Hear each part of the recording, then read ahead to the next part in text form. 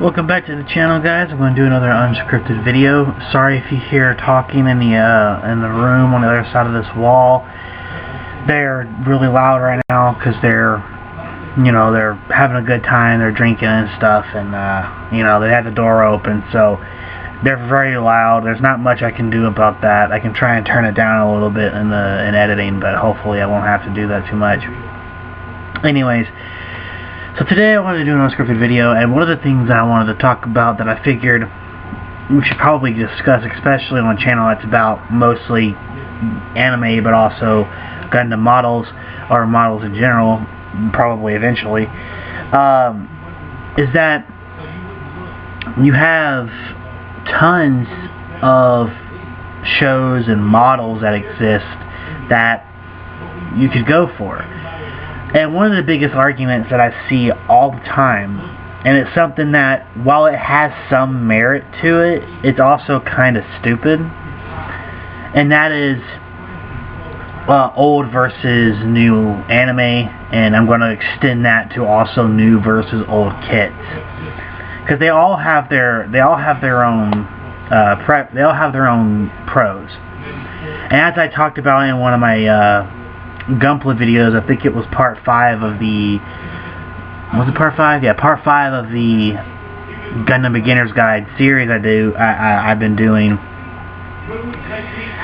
The thing is that in the video I talk about how that sometimes the pros to some of these other kits, especially older ones that may not be that great but are still relatively available and are somewhat cheap, or mostly cheap, if you could find those, they're great for practicing painting on kits that you can then use those skills on master grades and newer high grades and stuff to make them look better.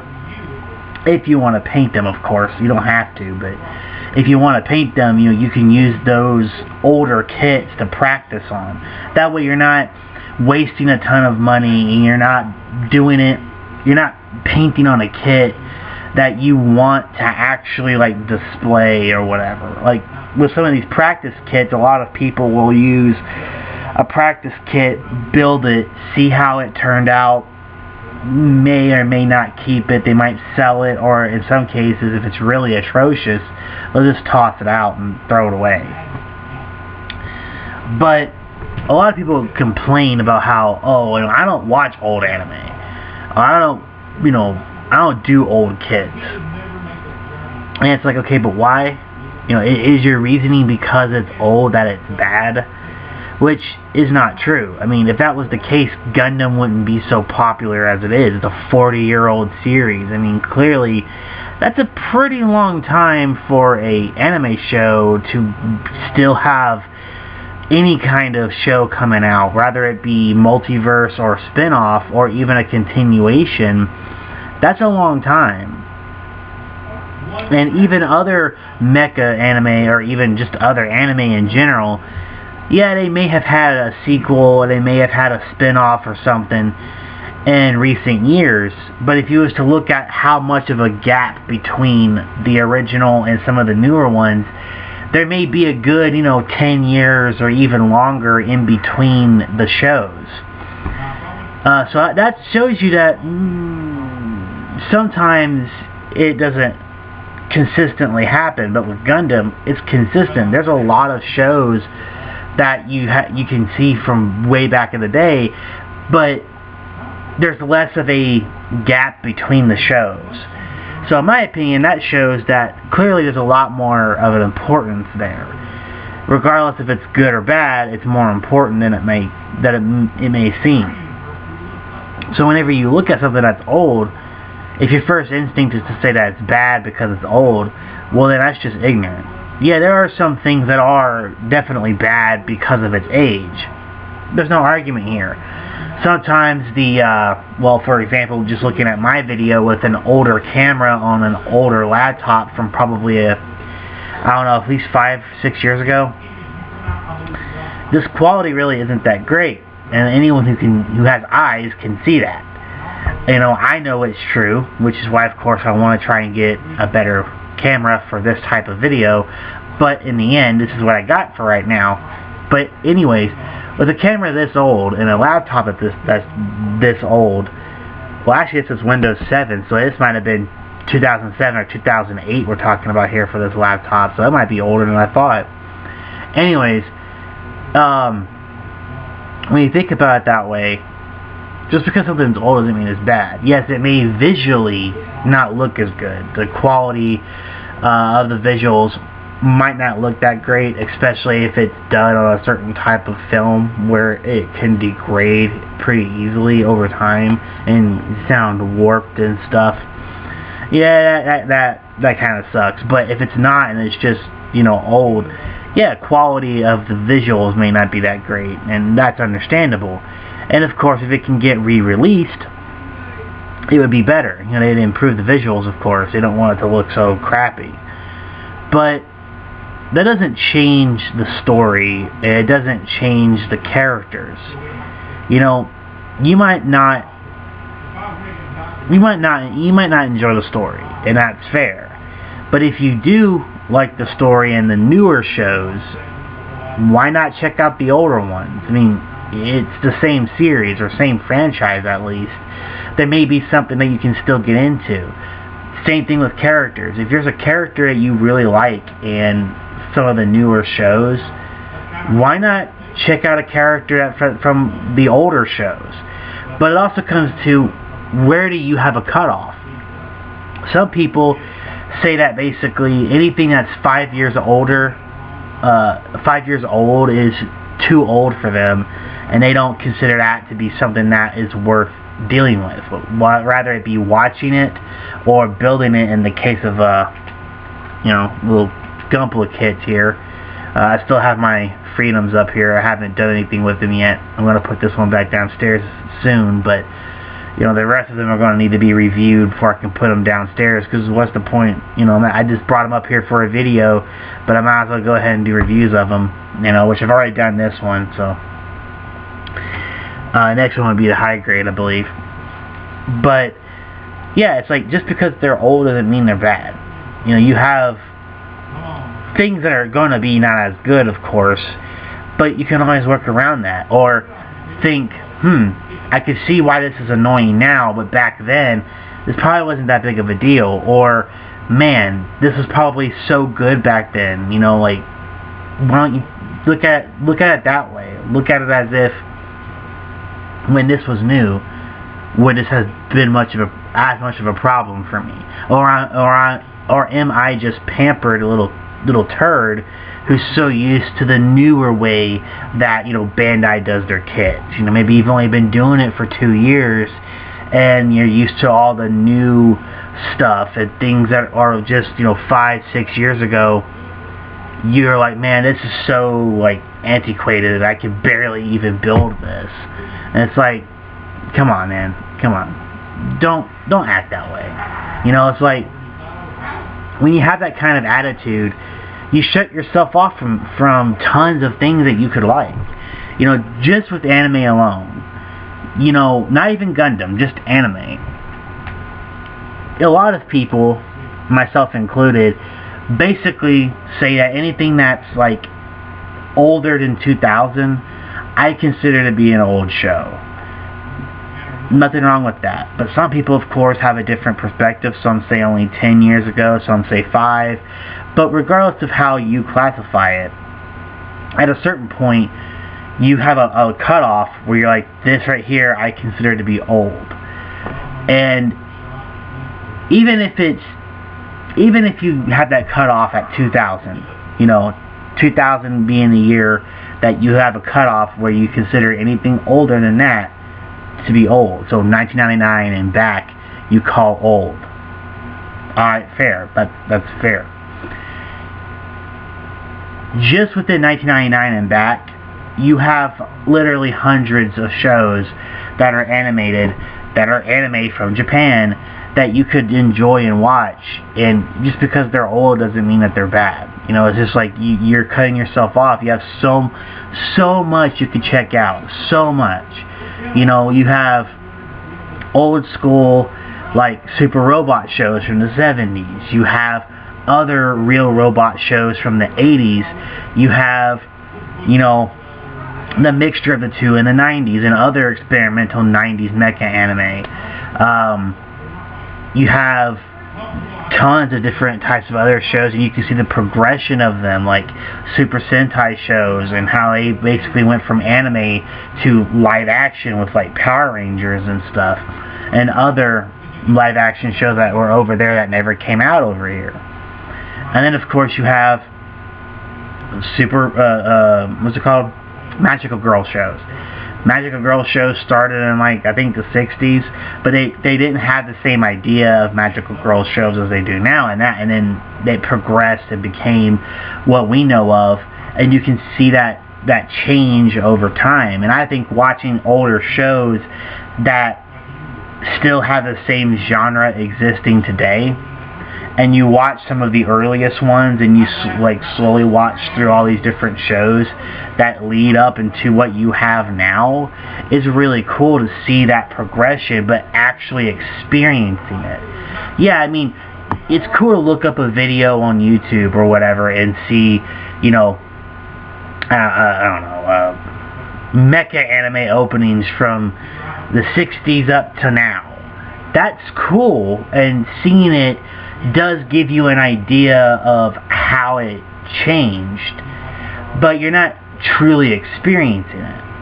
And of course, the best thing for anything is to experience it. And if you experience it that way, you know, from older shows to now, you get to really appreciate how it changed over time. Or maybe you'll see a change that you don't really particularly care for, but then you start to watch more shows that came out after, and you see that they adopted that. And you're like, man, that kind of sucks. I really didn't care for that addition or whatever, or change to the formula of the genre. And you can, you know, be like, you know, I actually really like the older shows more than the newer stuff, because they adopted this idea from a 1986 show that became the common standard, or, you know, whatever. You know, but anything from 85 back I actually really enjoyed, because it was so much more interesting, because I didn't do this one thing that just really bothers me, you know, whatever. If you have that experience, you might realize that sometimes you prefer older shows. But if you never give it a chance, you're never going to see if you even do. You know? Now, of course, it all comes down to what you like. If you haven't really seen any mecha shows or anything else but, say, Shonen kind of has a weird history, but it basically doesn't really start until, like, the 80s. Yeah, technically you had it probably back in the 70s, but it was multiple genres instead of one, just called Shonen. And in fact, when Shonen first started, it was mostly referred to as martial arts shows. So back in like the 80s, it was referred to as that, but they ended up creating Shonen because they were like, you know what, these shows are mostly for boys, so let's just call it boy entertainment, is basically what it is. And that's when they changed it and created the name, and they had the magazine and all that stuff come out sometime in the mid-80s. And before that, they basically had all these shows with different categorizations, and still they technically do, but when it comes to bringing that over to Shonen, all of it can fall under the Shonen umbrella for the most part, but some still have their own genre names. So it might be like Shonen Racing Show or whatever, or Car Show. You might have that experience. And that in and of itself is not really that surprising if you think about it, because when you have such a huge history of something, having to experience it through watching the shows is more fun. And the same thing can happen with model kits as well. Like, yes, experiencing these kits from back in the day are probably going to be way more frustrating for you, because you're not used to the way that it was done back then, and when it comes out, you might not be entirely pleased with the product. It might not look like it's supposed to. There might be proportions that are wrong. You know, it's just sometimes things like that happen. But you still experienced it, and you can tell you can see how people back in the day might have felt as well. And that's why those changes were slowly implemented to make it what we have today. More accurate proportions, more realistic details, less of a need for you to have to paint. Because back then, even with, like, say, the late 80s kits where they started to do snap builds that were molded in the correct colors, they still weren't always accurate when it comes to colors, so you still have to paint them, which is why they also came with stickers, but the stickers didn't always work out the way you wanted them to. So you have that as well to consider, and as you see that, you start to do other kits throughout the different years, and you can see the change. Like, I have been building kits since, well, I actually know, about 2017, I started building kits, and whenever you start off with kits from around that time, you can see where it's like, oh, this is such a much more better improvement. It's so good. I love this. But you don't actually know that, because this is your first experience, or closer to your first experience. And then, of course, you start jumping around the different years, just getting kits that you think look good, but then you start to realize, this is a 2006 kit, and I can already tell it's not nearly as good as the 2016 kit that I built just a few weeks ago. It's like, it's not terrible, but it's just not up to par with what I expected. So now you're starting to realize that for different years, you need to have a different mindset to what's acceptable. For that year, or for that decade. And then, of course, if you go back to 2001 or something like that, you're going to see that this kit really is nowhere near what you would expect for a modern day Gunpla kit. Like, when I was doing GM kits a lot, and I still am, I still got tons of GMs all over the place I haven't built. Right here I have the GM Striker, which you probably remember from one of my unboxing videos, one of my earliest videos, which I still haven't built this kit. I haven't done anything with it yet.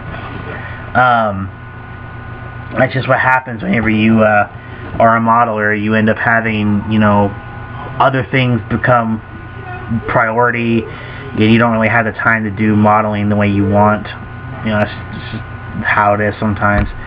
But eventually you probably will get to them. Probably. But you always have a huge backlog.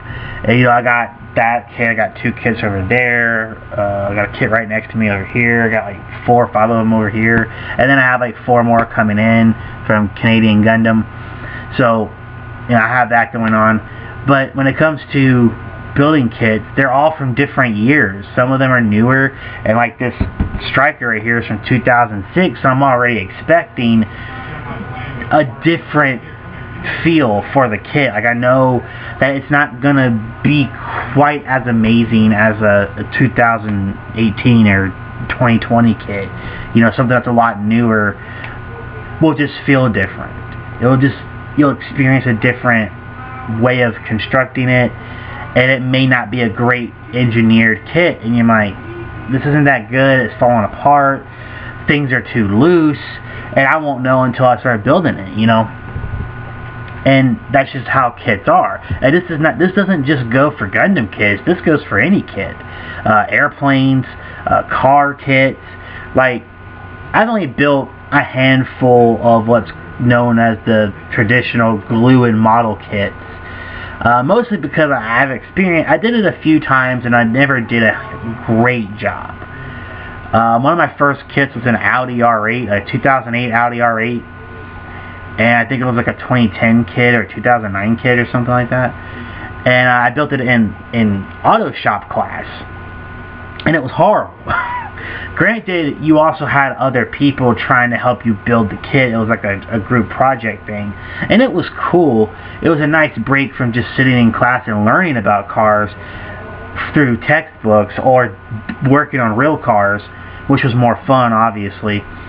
But building them like this can also give you a perspective that you may have never noticed when it comes to working on a real car.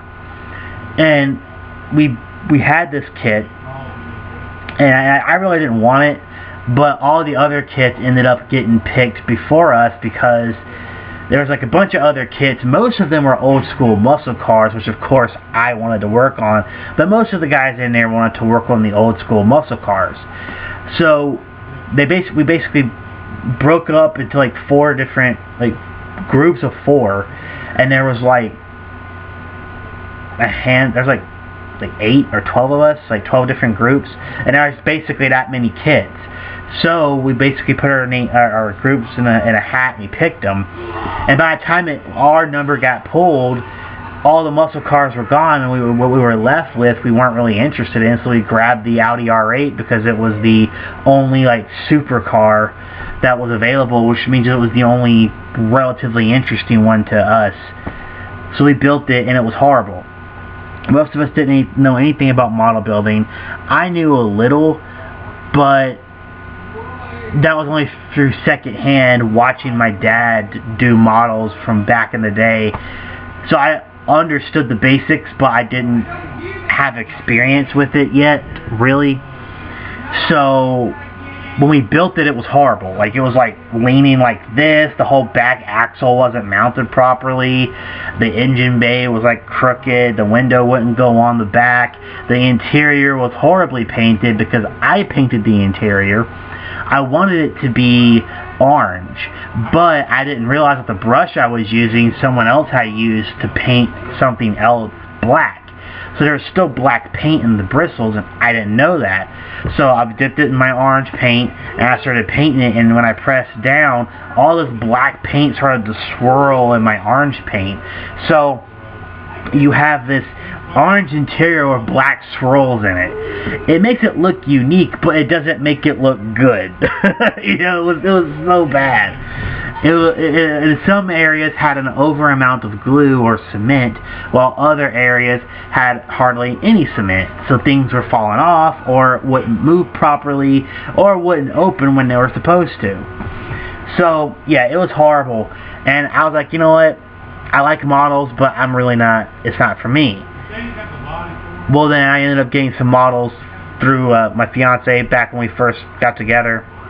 And it took me a long time to ever build them because a lot of what I needed I didn't have. So I had to slowly get the stuff I needed, like certain paints I needed and masking tape and different things. And normally it wouldn't take a lot, but whenever it's not your money you're spending, because at the time I didn't have my own money, I had to get it when I could. And then eventually I started being able to buy it and get my own stuff, but it just took a while longer than I wanted it to.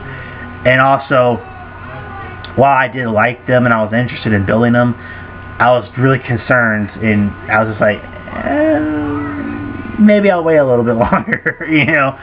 It's nothing against her or the kids. I felt inadequate to build them. Well, my first kit, 71 Plymouth that she got me, me and my dad built together, and it came out pretty good.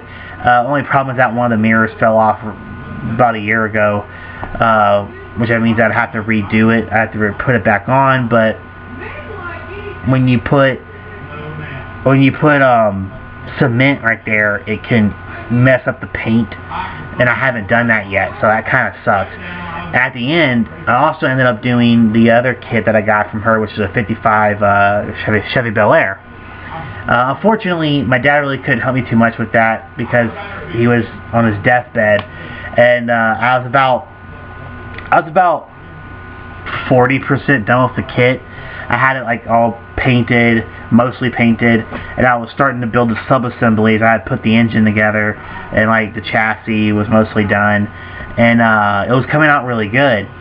But unfortunately, around that time, my dad passed, so he didn't get to see it, which really sucked because I wanted to do something really cool because I wanted to get aftermarket parts for the kit, which I wanted to put on mag rims. And because the 60s was when mag rims started to become commonplace, I bought aftermarket mag rim for models, and I had it shipped over, but they were really poor quality. And so the ones in the back actually are like melted through, but because it's got these side fenders, you can't see them. The ones on the front look the best, but it's really cheap. But they look good for what they are. I ended up building it and finishing it afterwards, and it looks pretty good. So I've experienced that, and I've gotten better with those types of kits. And of course, I may do more in the future. I have what's it?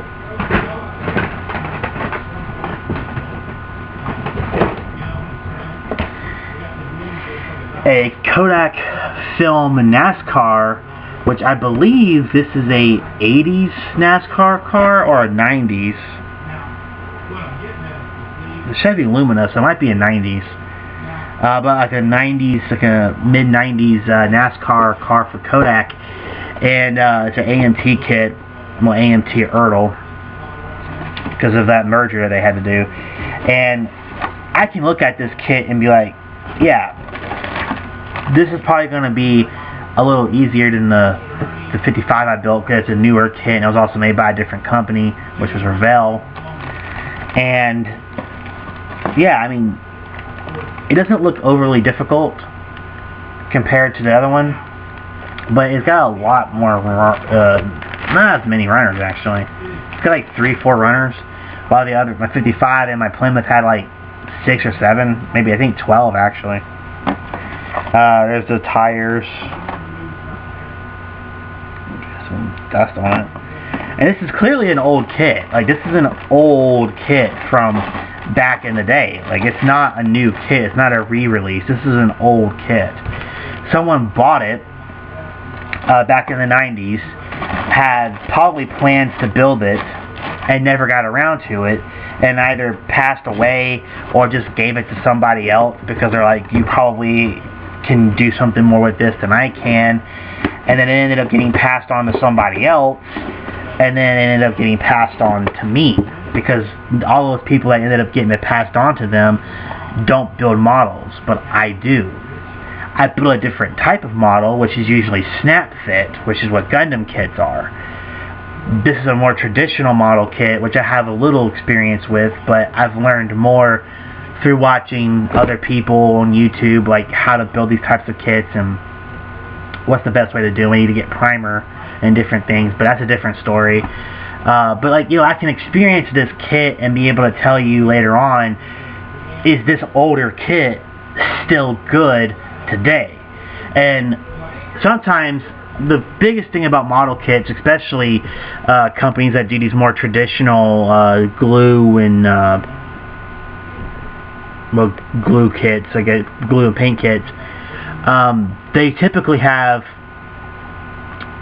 lots of reprints, but it'll be re-released in a different box with a different company logo, and you think, oh, it's a completely new kit, but it's not. It's just, it's a re-release, or sometimes a retooling, like very small retooling, like maybe more detail was added, or a new little figurine was put in there.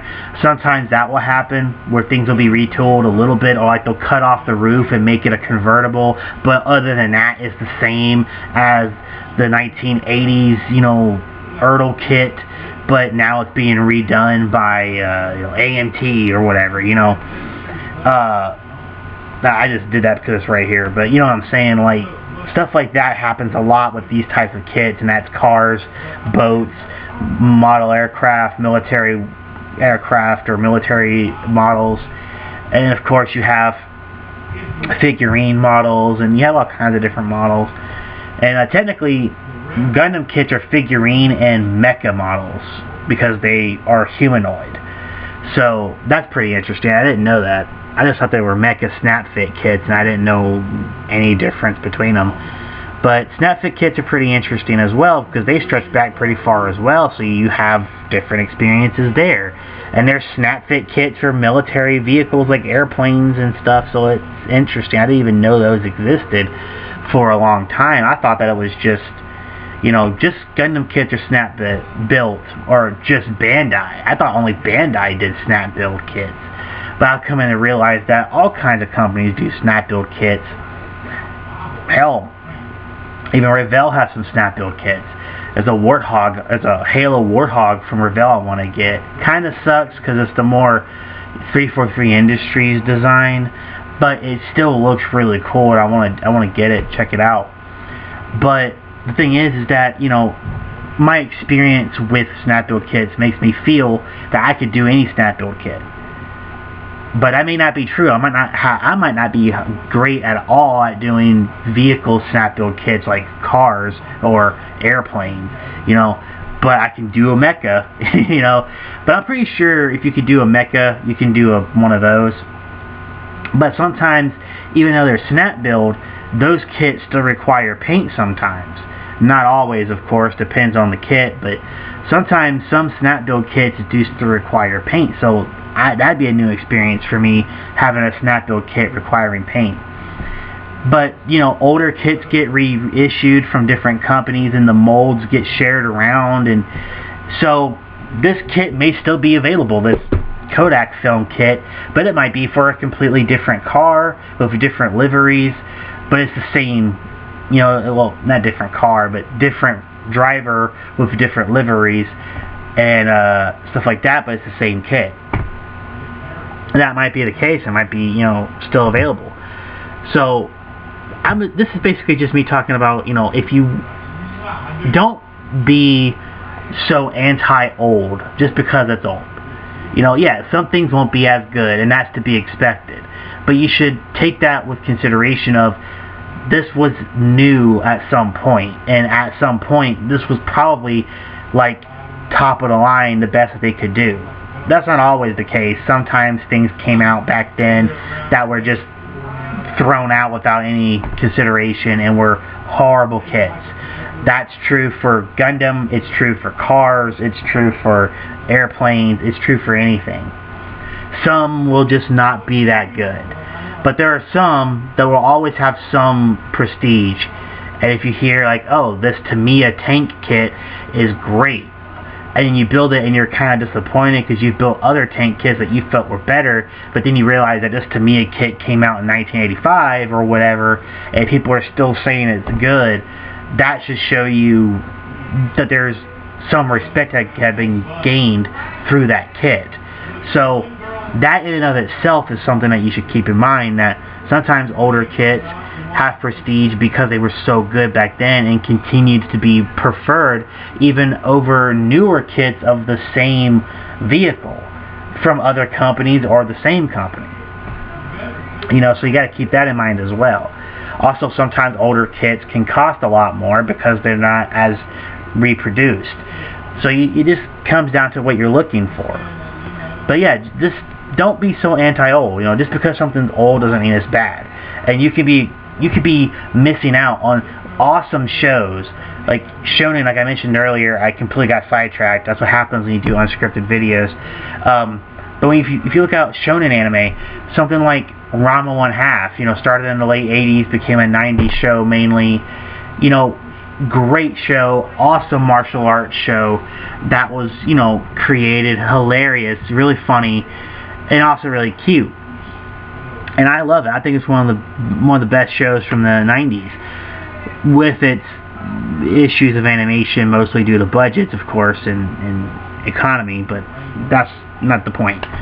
The point is that, you know, it was still a really good show, and its premise is so insane that a lot of people would look at you like you have a mental problem if you told them what the premise of the show was. So, and there you go. Basically, the show's about a boy who's trying to become a martial arts master because of his dad, who basically is teaching him his school of martial arts, and they end up going to his dad's friend's house and staying there because they had basically promised that when they had kids, that their kids would marry each other. Well, they have kids, and his friend has 3 daughters, and they come over, and at first they think, oh, it's a girl, so it's not a big deal. But then they realize that no, it's a guy. They just have a curse. Yeah, a curse. And the curse is that whenever he gets hit with cold water, he turns into a girl. That's because when they went to China to train, they went to a place called Jacinthio, which translates to Cursed Springs, and, well, he fell into one of the springs, but when he came out, he was a girl. And that's because at these springs, whatever drowned in these springs is what you become when you get hit with cold water. So his dad fell into one of drowned panda. So his dad turns into a panda, and he turns into a girl. And of course, chaos ensues from there, and more cursed people pop up throughout the show. It's a riot. It's so funny. It's insane. It's a crazy show. Let me tell you, it's just crazy. And it's got 7 seasons and like 13 OVAs and 2 movies. So it was pretty damn big for its time. But it's from 89 up to like 93 or so, 94. So if you have a cutoff date and you're like, I don't watch old anime at all, I never watch it, I never will, you're never going to see something like that. You're never going to see this crazy ass show. Now there are some episodes you can clearly skip that aren't really that great, but there's a lot of episodes you miss out on that are so good. So good where it's like, it just sticks with you. Like, you will remember it forever. And that's the thing, you know, if you don't do that, you're going to have no experience with that. You're not going to have any cool memories of, like, I remember watching this show while I was sipping sparkling lemonade, which I actually was, oddly enough. And a scene happened and me spit out my lemonade and it was so funny, and I will always remember that. You might not always get that with some of the newer shows or just newer things in general. You know, sometimes you won't have that reaction. But when you watch something that's old, that has way less restrictions, may or may not have less laws in place on it, you can see things that you never thought you'd see before. You know, and especially when it comes to something that's foreign or anime, you know, related, especially to an American, if you are American watching this, you're going to be like, man, I cannot believe they got away with that at a kid's show. Like, she's straight up nude. You know, like, you'd be surprised what you might see. So just keep that in mind. There's all kinds of crazy shit that you're missing out on when it comes to anime. And when it comes to kids, you're missing out on tons of experience, especially if you're doing only one style and you haven't done others. I, for one, have very limited experience in glue and paint assembly kits, but I still have some. More or less newer kits, but still I have some.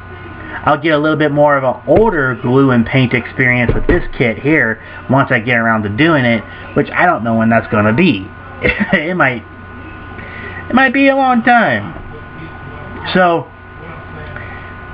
just keep that in mind.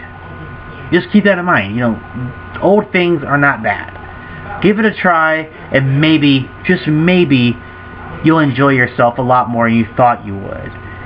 Just remember, you may have to overlook certain things due to age, or in some cases, budget, or whatever.